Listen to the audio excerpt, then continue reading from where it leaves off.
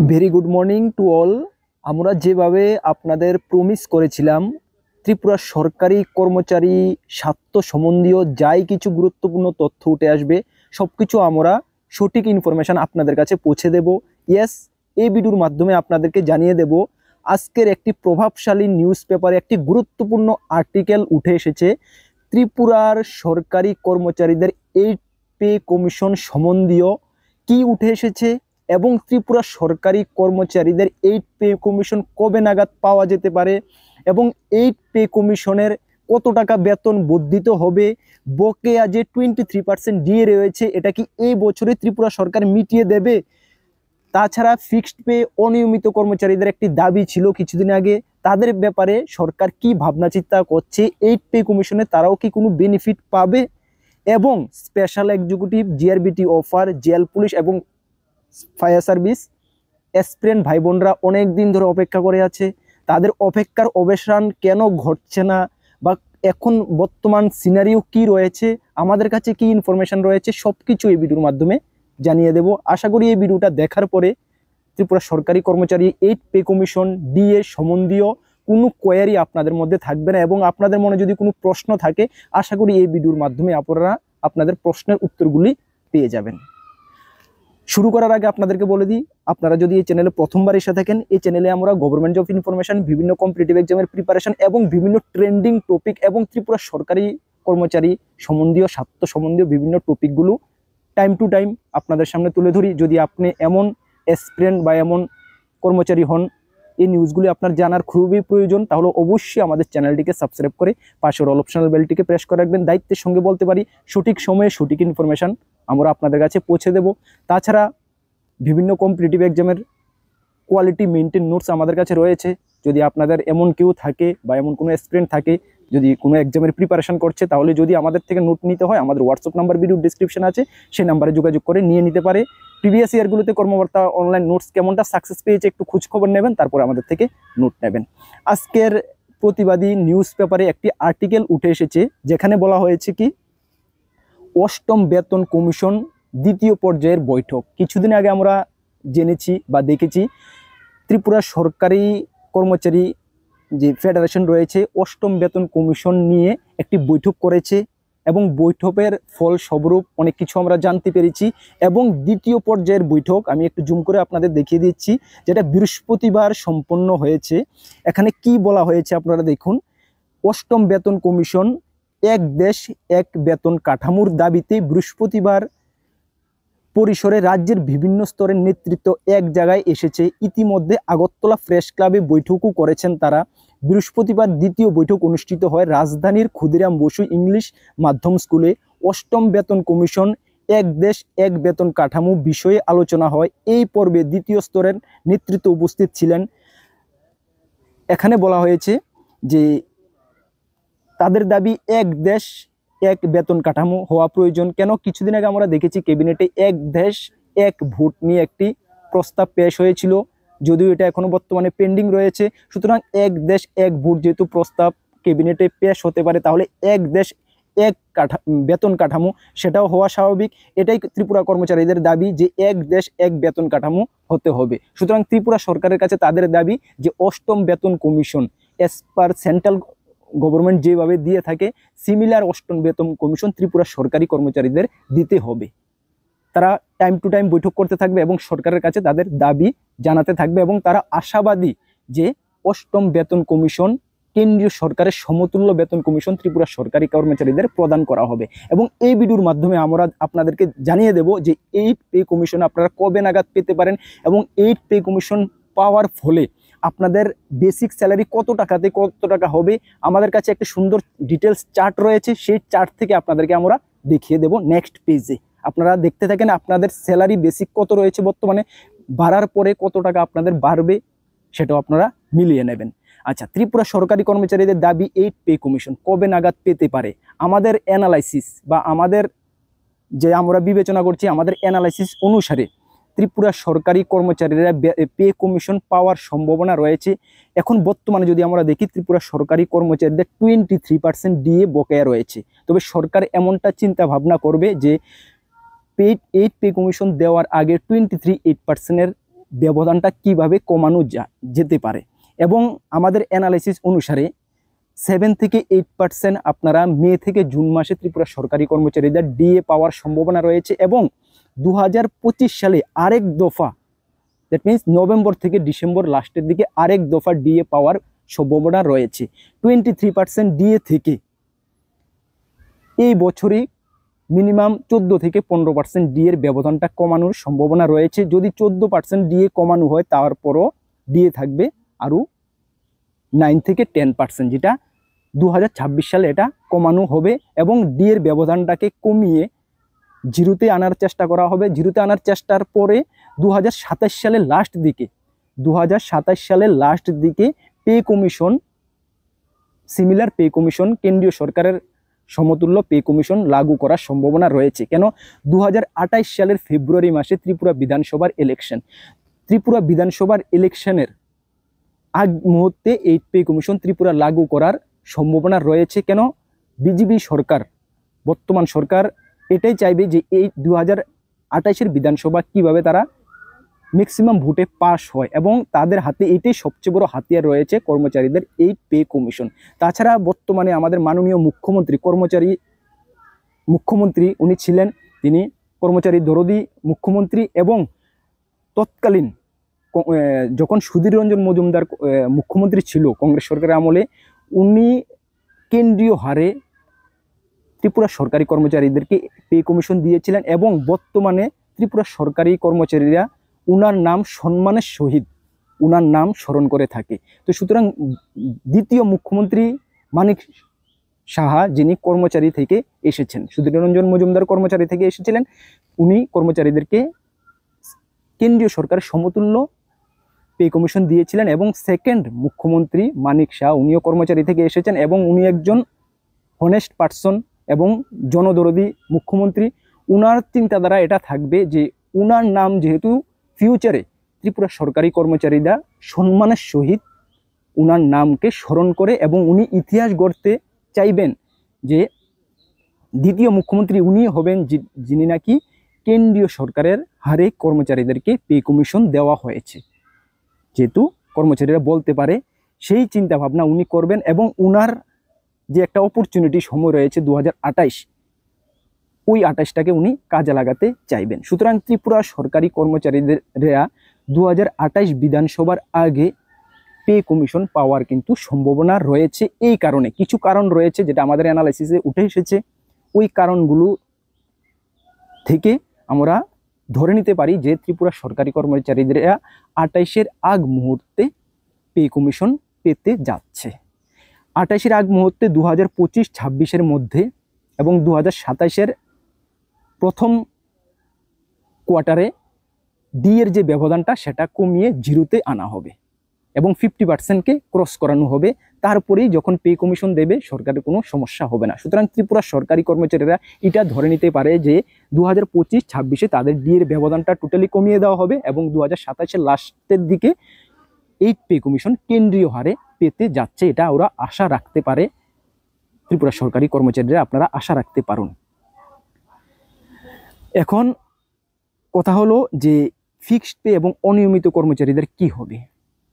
Yes, অনিয়মিত কর্মচারীদের দাবি রয়েছে, তাদেরকে নিয়মিত করা এবং এককালীন তাদের 5-6টি দাবি রয়েছে, যেটা আমরা আপনাদেরকে জানিয়ে দিয়েছিলাম। তাদের ব্যাপারেও চিন্তাধারা করা হবে এবং যারা ফিক্সড পে কর্মচারী রয়েছে তাদের ব্যাপারেও কিন্তু এই পে কমিশনে চিন্তাধারা করা হবে। এটা অবভিয়াসলি আপনারা ধরতে পারেন, 100% আপনারা ধরে রাখতে পারেন। এই পে কমিশনের আপনারাও একটা ভালো বেনিফিট পাচ্ছেন। ডিআরডব্লিউ থেকে শুরু করে সকলেই একটি ভালো বেনিফিট পাবেন। শুধু বেসিক না, তার সঙ্গে এই পে কমিশনে হাউস রেন্ট থেকে শুরু করে ট্রাভেলিং অ্যালাউন্স থেকে শুরু করে সব কিছু কিন্তু বাড়তে যাচ্ছে বেসিকের সঙ্গে। আচ্ছা, এখন কথা হলো আমাদের যে আমরা একটি চার্ট আপনাদেরকে দেখাবো বলেছিলাম, এই চার্টটা থেকে আপনারা ক্লিয়ার বুঝতে পারবেন যে এই পে কমিশনে আপনাদের বেতন কতটা বাড়ছে। Level 1, level 2, level 3, level 4, level 5। যাদের বেসিক বর্তমানে 18,000 টাকা রয়েছে তাদের 8 পে কমিশন 7 পে কমিশনে 18,000 রয়েছে। 8 পে কমিশন দেওয়ার ফলে তাদের বেসিক হবে 41,000 টাকা। যাদের 19,100 টাকা রয়েছে তাদের হবে 43,400 টাকা। যাদের 20,300 টাকা রয়েছে তাদের হবে 46,100 টাকা, এবং যাদের 21,500 টাকা রয়েছে তাদের হবে 48,800 টাকা। সেইভাবে যদি আমরা লেভেল 2তে দেখি 19,900 টাকা যাদের রয়েছে তাদের হবে 45,400 টাকা, যাদের 21,100 টাকা রয়েছে তাদের হবে 48,100 টাকা, এবং যাদের 22,400 টাকা রয়েছে তাদের হবে 51,100 টাকা। লেভেল 3তে 21,700 টাকা যাদের রয়েছে তাদের হবে 49,500 টাকা, যাদের 23,100 রয়েছে তাদের হবে 52,700। এইভাবে লেভেল 4এরও যাদের 25,500 টাকা রয়েছে 58,100 টাকা হবে। লেভেল 5-এ 19,200 রয়েছে যাদের 66,600 টাকা তাদের বেসিকটা বর্ধিত হবে, যেটা বলা হয়েছে 2.82 থেকে 86% বেতন বেসিক বাড়তে যাচ্ছে। 2.82 থেকে 86%-এর মতন অ্যাপ্রক্সিমেট বেতন বাড়তে যাচ্ছে। ঠিক আছে, তাহলে এই যে স্ট্রাকচার, আপনাদের বেতন বর্তমানে বেসিক কত আপনাদের স্ট্রাকচারের সঙ্গে আপনারা মিলিয়ে নেবেন। এবং আপনাদেরকে আমি পে কমিশন সম্বন্ধে যদি কিছু হিস্টোরি দেখাতে চাই, যখন ভারত স্বাধীন হয়েছিল, ভারত স্বাধীন থেকে শুরু করে বর্তমান সময়ে আমাদের অলরেডি 60টি পে কমিশন হয়ে গেছে প্রত্যেক 10 বছর অন্তর অন্তর। প্রথম আমাদের পে কমিশন গঠন হয়েছিল 1946 মে 46 থেকে 19 মে 47-এর মধ্যে পে কমিশন কমিটি গঠন হয়েছিল, এবং 1947 থেকে পে কমিশন লাগু হয়েছিল। তখন চেয়ারম্যান ছিলেন শ্রীনিবাসন, উনার নেতৃত্বে পে কমিশন কমিটি গঠন হয়েছিল, এবং পে কমিশনের যা যা ফিচার বা যা যা বেনিফিট উনার নেতৃত্বে দেওয়া হয়েছিল। তখন যদি আমরা দেখি, তখন মিনিমাম স্যালারি বেসিক ছিল 55,000 টাকা পার মান্থ।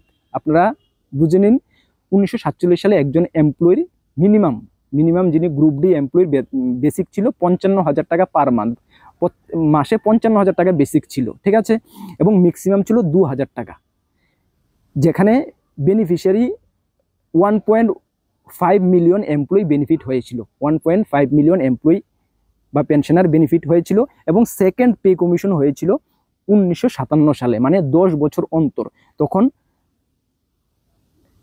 জগন্নাথ দাস ছিলেন পে কমিশনের চেয়ারম্যান, এবং উনার নেতৃত্বে যেটা ওয়েটেজ দেওয়া হয়েছিল 80 রুপিস পার মান্থ, এবং সেখানে 2.5 মিলিয়ন এমপ্লয়ি বা পেনশনাররা বেনিফিট হয়েছিল। এবং যদি আমরা ডাইরেক্ট 6 পে কমিশনে এসে পড়ি, 6 পে কমিশনে যদি আমরা এসে পড়ি, 6 পে কমিশন যখন হয়েছিল 2006 সালে, যেটা 2000 মার্চ মাসে এফেক্ট করা হয়েছিল, বিএন শ্রীনিবাসনের নেতৃত্বে, যেখানে 7,000 টাকা মিনিমাম, শ্রীকৃষ্ণের নেতৃত্বে 7,000 টাকা মিনিমাম স্যালারি ছিল, এবং ম্যাক্সিমাম ছিল 80,000 টাকা স্যালারি। যেটা 6 পে কমিশন থেকে 8 পে কমিশন যখন দেওয়া 7 পে কমিশন যখন দেওয়া হয়েছিল 2016 সালের নভেম্বর মাসে, তখন 7,000 টাকার বেসিক স্যালারিটাকে 18,000 টাকা করা হয়েছিল, এবং 80,000 টাকার ম্যাক্সিমাম বেসিক স্যালারিটাকে 2.5 লক্ষ টাকা ম্যাক্সিমাম স্যালারি করা হয়েছিল। এখন 8 পে কমিশন, যেটা 18,000 টাকা স্যালারি থেকে, মিনিমাম স্যালারি থেকে, যেটা আপনাদেরকে আমি দেখিয়ে দিয়েছিলাম, 18,000 টাকা মিনিমাম স্যালারি থেকে 41,000 টাকা মিনিমাম স্যালারি হতে যাচ্ছে, এবং যেটা 2.5 লক্ষ টাকা যে ম্যাক্সিমাম স্যালারি, সেটাও কত টাকা বেড়ে হতে যাচ্ছে, যেটা আমাদের চার্টে নেই। এটা 2.86 দিয়ে আপনারা মাল্টিপ্লাই করে দিন, তাহলে অনুমানিক এটা 6 থেকে 7 লক্ষ টাকার মধ্যে হতে যাচ্ছে ম্যাক্সিমাম স্যালারি। তাহলে আমরা গ্রুপ ডি যারা কর্মচারী 18,000 টাকা যারা বেসিক, তাদের হতে যাচ্ছে 41,000 টাকা স্যালারি। এটা হলো 8 পে কমিশনের আপনারা এই ধরনের বেনিফিট পাচ্ছেন। সঙ্গে আপনাদের ডিএ থাকছে একটা এক্সট্রা করে, একটি পার্সেন্টেজ ডিএ ধরে দেওয়া হবে। ট্রাভেলিং অ্যালাউন্স থেকে শুরু করে হাউস রেন্ট সব কিছু কিন্তু বাড়ছে। সঙ্গে আরও এক্সট্রা কী কী ফেসিলিটি দেওয়া হতে পারে সেটা কমিটি নির্ধারণ করবে। যখন ডিক্লেয়ার হবে অবশ্যই আমরা আপনাদেরকে জানিয়ে দেব। এই ছিল কর্মচারী স্বার্থ সম্বন্ধীয় বা কর্মচারীদের জন্য এক প্রকার গুড নিউজ ধরতে পারেন।